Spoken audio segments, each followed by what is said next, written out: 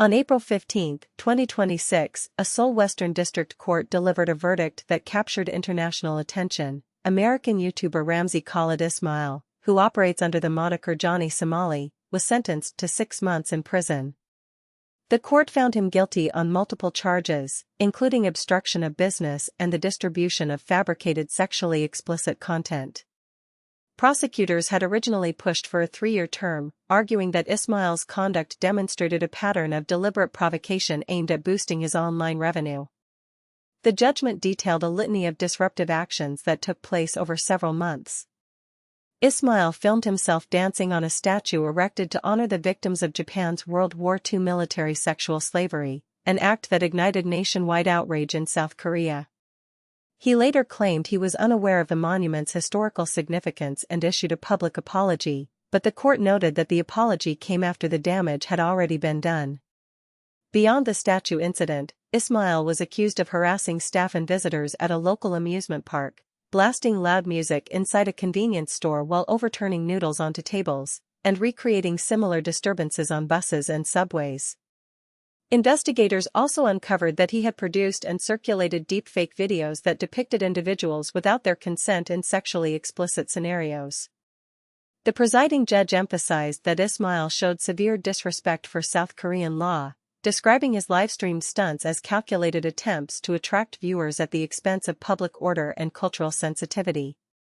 Citing concerns that he might flee the country, the court ordered his immediate detention following the verdict. Ismael, who was 25 years old, had been barred from leaving South Korea while awaiting trial. In earlier interviews with local media, he expressed regret for his actions and said he wished to apologize to the South Korean public.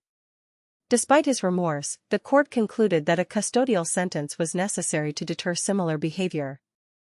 The case is part of a broader trend of authorities cracking down on disruptive conduct by tourists and online personalities. In recent months, an Australian man was jailed for 9 days in Singapore after rushing the stage during an Ariana Grande performance, only to be deported and barred from re-entry. An American influencer faced possible deportation from Australia after a video showed her snatching a baby wombat from its mother, prompting a public apology. Across Europe, incidents ranging from tourists climbing Rome's Trevi fountain to fill water bottles, to individuals carving initials into the Colosseum, belly flopping into Venice's canals, and even sleeping drunk in Paris' Eiffel Tower, have resulted in fines, arrests, or bans. Legal experts note that South Korea's response reflects a growing willingness to treat online-driven provocation as a criminal matter when it infringes on public peace, cultural heritage, or personal rights. The 6-month sentence, while shorter than the prosecution's request, sends a clear message that actions designed purely for viral shock value can carry real-world consequences. As Ismael begins his term, the case continues to spark debate about the limits of free expression, the responsibilities of content creators, and how societies balance tourism with respect for local laws and historical memory.